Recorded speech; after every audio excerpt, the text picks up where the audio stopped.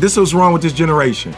If you're doing it for money, you cutting it on and off. Mm-hmm. If you're doing it for money, if they ain't giving you bread, that means you ain't gonna come clean. Yeah, that means you ain't gonna give 120%. Yep. So that's why I do it for the love of the game, because that just means every time I do it, I'm gonna be firing. Who make the most money? The basketball player, not that can put up 40. The dude that could put up the big numbers and do it consistently. I can't pay a dude who gonna put up 30 in one game, then he gonna put up 5 in another one. I can't build my team around inconsistency. Absolutely. But if you could score 17 a night, and I know you can give me that 50 games out of 82, I can build something around that. So for me, young people, listen to me. You temperamental if you can only do it for money. And if you temperamental, it just don't mean I don't know when I can count on you. And we can't make money if I don't know when I can count on you. Absolutely. So for me, that's why I was at the camp murdering it, because I don't know who in the room who could give me another opportunity. Completely. Second thing I did was I got with Dee Dee, my wife, when I was in church. Relationships are everything. Who you hang with? Yes. Who you hang with? Yes. Who you make your right hand? I don't care nothing about reading, studying, doing that. Look, that had nothing to do with nothing. You are nothing but the sum total of the people that you're closest to. All right? Yes. So you got to get with the right. I got with Dee Dee, and Dee Dee said, look, I'm going to college. You a high school dropout. When I go to college, I'm not dating no high school dropout. You either get a GED and follow me to college, or I'm breaking up with you.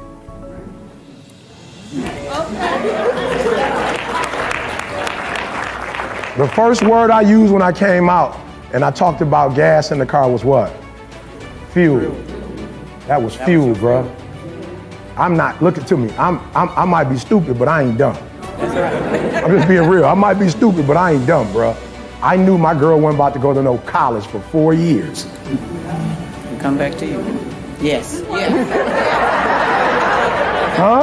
You know what I'm saying? I ain't stupid. She ain't about to go to college for 4 years around all them dudes who want to be doctors and lawyers and teachers and gonna come back to me, and she not gonna graduate and come home to a high school dropout and be like, I'm back. I was like, the only way that I'm gonna keep her is to go get this GED and follow her. That's right. And so I'm telling you, you hang around the right people, they will give you dreams for yourself that you didn't even have for yourself. Yes. They will create expectations for you that you didn't expect. And then finally, what makes me different than everybody else is when you get the opportunity, from day one, you get hungry day one and you stay hungry. Now on, if it's something personal, call it a goal. For real, let's get the terminology right. If you want a car, we're gonna name that's a goal. Don't put your car in the same category as Martin Luther King when he said, I have a dream. Don't put that in the same category. That's a different category. If you're trying to build your business portfolio, that's a goal. When you use the word dream, now you are changing other people's lives. When Dr. Martin Luther King said, I have a dream, he already had a PhD. When he said, I have a dream, he was already a minister at Ebenezer Baptist Church. When he said, I have a dream, he already had a car. When he said, I have a dream, he already had a wife. When he said, I have a dream, he already had children. When he said, I have a dream, he had already won the Nobel Prize. When he said, I have a dream, he had already met with the president. When he said, I have a dream, he was already one of the most influential people on the planet. When he said, I have a dream, he wasn't talking about himself, he was talking about you and I. And so I want you to redefine, when you say money, you say goal. Say, I have a goal. I have a target. When you say I have a dream, that's beyond you. When I was doing a PhD, and one of the professors, bless her heart, she didn't know no better. She probably grew up privileged or something, so she didn't know. So she read my paper and was like, I don't think you're gonna be able to pass the dissertation. And I knew where she was coming from. Like, I wasn't like she no hater, but what she was doing was saying, as a critical thinker, based on where you are right now, she had a slight idea I was getting better every day. So you talking to me about who I am right now, we ain't even doing a dissertation yet. You're talking to me about something we're gonna do a year and a half from now. You had a slight idea. I'm not gonna be the same version. I will not be the same person in a year and a half that I am right now. Or I wouldn't be sitting in your class. No, I need you to hear what I'm saying. You are too old to be sitting in somebody's classroom trying to get a grade. We way past grades, y'all. That's like elementary school. You won't get a star or something. That's elementary school. You want somebody to take you out for ice cream because you did what you were supposed to do. It's a different level. Listen to me, when I went to college, I didn't go to college for nobody's degree. I realized that growing up in Detroit, Michigan, my mom worked for Ford. My father, who wasn't my biological father, worked for GM. I knew where I was called to be and what I was called to do. My parents could only take me so far. I went to the classroom to find the language that I needed to get to the next level. I wanted to hear what, you're not hearing what I'm telling you. I already knew I was going to be successful, but I didn't have some of the language. So I was going to class to look how they put sentences together. I was looking to find out when you put this word and this word, how you start. You're not hearing what I'm telling you. I wasn't going for nobody grades and still got good grades. But I wasn't going for grades. I was going for the code. What's the code? I need to know the code. What's the code? Let's talk about what, again, average versus phenomenal. When people are met with opposition, what do you do? What do you do if you're average, and what do you do if you're phenomenal? I think if you're average, you play into the situation. You know what I'm saying? So like, let's say it's perceived as negative. Like you go there, you go with, oh, he hating on me or she hating on me. I'll give you a prime example. When I was average, I saw my wife's treatment of my gift as opposition. Like, yo, she ain't supporting me. You know what I'm saying? Like, yo, I'm out here speaking. You know what I'm saying? Like every time I speak, she critiquing me. She never said nothing positive about my presentation. Like every time I get off stage, if it's the best that I thought I ever did, she like, well, you should have done this. You shouldn't have said that. Like, come on, you know better than that. You didn't. And I'm just like, yo, what's up? Like, where's the support? That was average. Great was she going to work when I'm working on becoming a motivational speaker.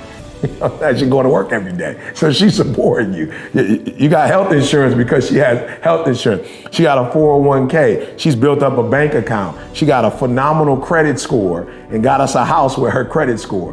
You understand what I'm saying? But when I was average, it was like, you're not doing what I want you to do. But when I became great, I realized, I already got 40 people that just said that was a phenomenal message.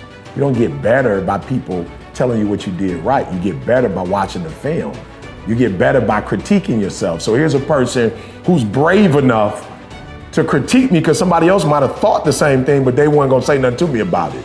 You know what I'm saying? So just looking at the situation like, don't look at it. Average people look at, what it is. They don't critical think. They don't analyze. They don't unpack. You know what I'm saying? Like they just see that's blue and not go deeper into, well, actually, that could be whatever it is, yellow and purple, whatever colors make blue. Like, this is what this really is. So for me, average, taking everything as it was, victim, phenomenal, victor, and seeing possibilities, seeing beyond, what's surface. That, to me, that's one of the characteristics that determine a person who's average versus somebody who's great. You gotta be humble, and I think too many of us who've been blessed like we've been blessed, people watch us and don't see the humility. Like they would prefer to see, the confidence in us, the passion, and overlook like the humility. But when you're humble, that's how you see things that other people don't see. Like when you're humble, you see, you're out running water. You know what I'm saying? I've been to other countries where they don't have running water. Wow. We all have a roof already. This is a different type of roof. Yes. You know what I'm saying? But you can look at this every day and see the water and just go like, yo, this is a gift. Because how many people have tried to do the exact same thing you tried to do in the exact same way you tried to do it, and it didn't end up like this. Yeah. So I wake up every day like, yo, E, you've been married you've been married almost 28 years. Like somebody took a chance on you. You know what I'm saying? And I'm being real. Like her mom was like, don't do it. Her father was like, don't do it. Like, what does he have? He doesn't have anything. That's a gift when somebody loves you, when you don't have absolutely anything. And then now it's a gift to be with somebody who's not with me because I'm E.T. the hip hop preacher, but really has been with me like in the good, the bad, the ugly. So I know this is my ride or die. So I think gifts are all around us, but some people aren't humble enough to say, yeah, I did work for this one, but this one, let's just be honest. I didn't work for this one. This was a gift from God. This was given to me, and I got to be humble and be grateful. It's all mental, and people don't get it. You know, everybody wants to say, okay, well, here go 10 steps to, okay, Lewis said do 8, E.T. said do 9. You know, this person says this to 12 steps, and everybody's trying to get the steps without the mentality. It's like, okay, maybe you don't need all 9, or maybe you don't need all 8. Maybe you need 4, maybe you need 12. I don't know. But I think sometimes they see what we do and say, if I can duplicate that, just like exactly how he's done in the book, exactly how, and it's like, yo, you have a story.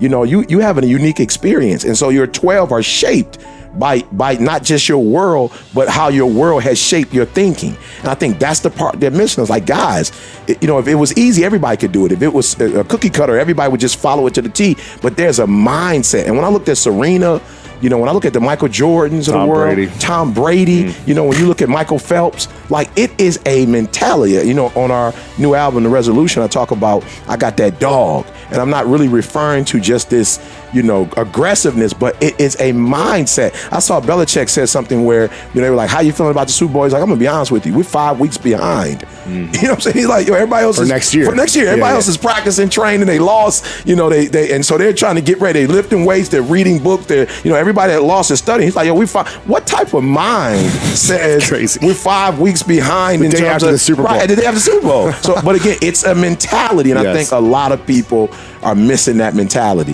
One thing that bothers me, like right now in life, you know, life would be so great for me, man. I promise you, if I could fix this one thing. But my biggest challenge is, he said, the fixed mindset, you know, the growth mindset, is that I gotta hang with people that don't have my mindset, man. It's just so hard, man, you know, because, you know, people think you bougie. I'm not trying to be bougie, you know, but a lot of my people that I love, I isolate myself. I spend time, you know, away from a lot of people. And it's like, yo, I ain't mad at y'all, but I want to win 82 games, man. I want to win 82 games.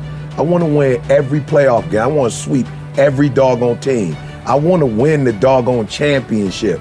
And you get with people who make it to the league, if they make it, and that's enough for them. And a lot of people, like, you know, I had a conversation with my boy, he called me the other day, and it just was so rough, you know, because it was like, yo, I ain't trying to lead none of y'all, but I ain't trying to die being with y'all. You know what I'm saying? Like, and I gotta make, what a lot of humans don't realize, I gotta make so many sacrifices to be with you. You know what I'm saying? And it ain't like I'm trying to be better than you or I'm a bad dude, but like, let's just be real, Josh.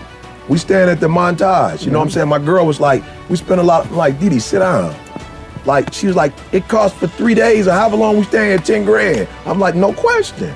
So it ain't like I got nothing against nobody, Josh, but when I travel, I don't want to be at the Holiday Inn Express. No question. I did that already, bruh. I paid my dues. I stayed in the Motel 6, bruh. I was in the La Quinta. When I first started speaking, you feel me? I started when I was 19. Bruh, we was driving 10, 12 hours, 16 hours.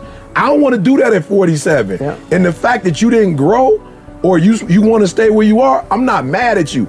But I get angry with people because you trying to make me feel bad because I want to grow, bruh. Like, I wake up every day and I want to be better than what I was the day before. So if I go to a restaurant and I want eggs, bro. I went to a restaurant the other day. It was like 3 o'clock in the afternoon, but I was at one of them hotels where they ain't own we don't serve eggs. They not on that. They like, we here for you. That's the difference in the hotel. Holiday Inn Express, they telling me we don't serve that. We only serve that from 6 to 11. The Montage, they like, you want scrambled eggs with cheese? Okay, how many eggs you want? Okay, what else do you eat? Well, I eat the soy. We got soy too. We got everything. And don't come downstairs. We'll bring it up. We'll bring it up. So I just want to say, you know, for real, man, that's the one thing in my life right now that if I had a magic wand, I would fix. I want to be with everybody. But I can't be around average. And you can't be mad at me because I don't. It's like what Jamal saying, all right, want to get property. That's what he does. I don't want to be around people who don't want to take risks. Yep. Not because I'm mad at you, but you bottling me up. Yep. Yeah. You making me not, Right, I want to right. fly. You know, I realized that, you know, it's okay to look out for yourself. You know what I'm saying? Like I put in a lot of work for the world. I blessed the world. You know what I'm saying? If I stop today, I probably bless the world more than the average human being is gonna bless the world. Yep. You know what I'm saying? And it's like the last, you know, however many years I got, like it's okay to go gorilla.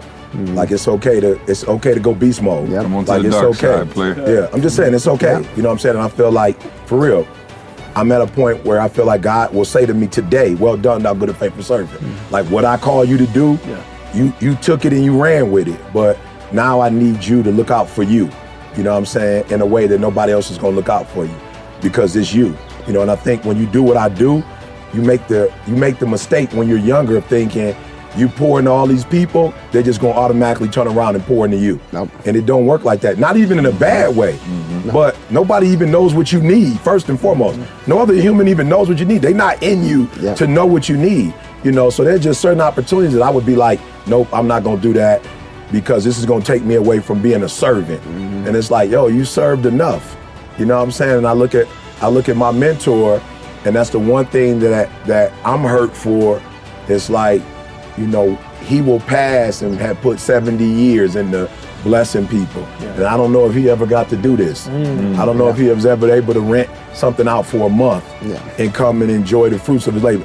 If I was the only person that he blessed, you know what I'm saying, he would have done a great work. And he never got to rest, you know, for years and enjoy the fruits of his labor. And I'm like, yo, I'm not going out like that.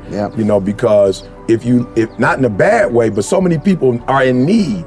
I never forget that. There was a scripture where they was telling Jesus, like, we need whatever, why you doing this and that? And why you ain't doing that? And he was like, the poor will always be among us. You know what I'm saying? Like, I'm with the disciples right now. That's my focus. And I realize now the shift has to be from the masses, you know, to a select group. And my wife and my kids and my mom right now is a part of that, you know? So for me, like I always say, it ain't like, I don't care what the assessments say. I'm from Chicago and Detroit. It ain't like I don't got gorilla. Like, you don't make it on the streets of Detroit being soft. You know what I'm saying? You're not homeless. No, you're full and living in silverback. you're not homeless and living in the abandoned building being soft. But I always felt like I had to look out for others first. And I put myself second. And I don't have no regrets, but I'm still young. And I still got a whole life. Like Serena said yesterday, I ain't about to retire no time soon. My career is just getting started. And just watching you, Josh, you know, and just the things you've exposed me to, it's like, these next 30, go get these championships. You know, go rack up the bank account. Go rack up the houses. Go rack up the trips. You know what I'm saying? But again, for those of you who are listening, who are your others focused, yo, put in your work. Like, you want to lay down at the end of the day, because you are about others, and you need to go to sleep knowing that you took care of it. But at some point, you got to put a stop to that, because LeBron could have been in Cleveland for the rest of his life. He gave him a championship. He brought that city what he needed to do in his heart. He brought that city that championship. Now I feel good that LeBron is going out, and LeBron's about to go to LA and do movies and put himself and his family in a position where his legacy.